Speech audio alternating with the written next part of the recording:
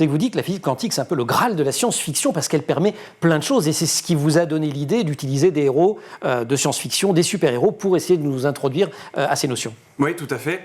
Quand on pense à Superman, on pense à ses yeux laser, souvent. Et ce qu'on ne sait pas forcément, c'est que les lasers, c'est un pur produit de la physique quantique. Ça ne peut pas exister sans ça. Et ça n'a même pas été envisagé que ça puisse exister avant que la physique quantique ne naisse. Il y a bien d'autres choses. Le fait de traverser les murs, ça peut correspondre à ce qu'on appelle en physique quantique l'effet tunnel.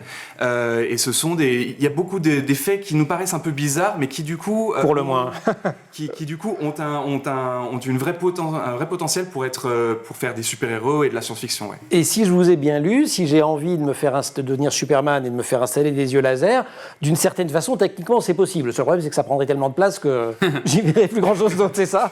Ouais, les premiers lasers, ils tenaient sur une table. Hein. Voilà.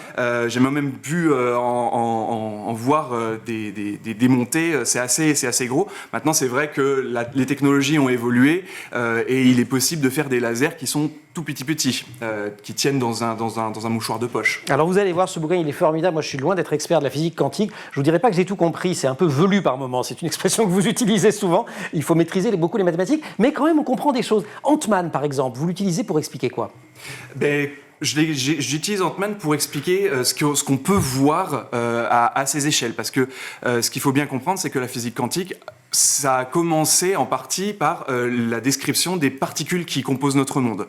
Donc, si on devenait aussi petit qu'Ant-Man, est-ce qu'on plongerait vraiment dans ce qui, dans les films, est appelé le royaume quantique ou pas? Et sinon, qu'est-ce qu'on verrait? Donc, je m'en sers pour décrire en fait le fait que la matière est composée de particules et du coup, quelles sont ces particules et quelles sont leurs propriétés?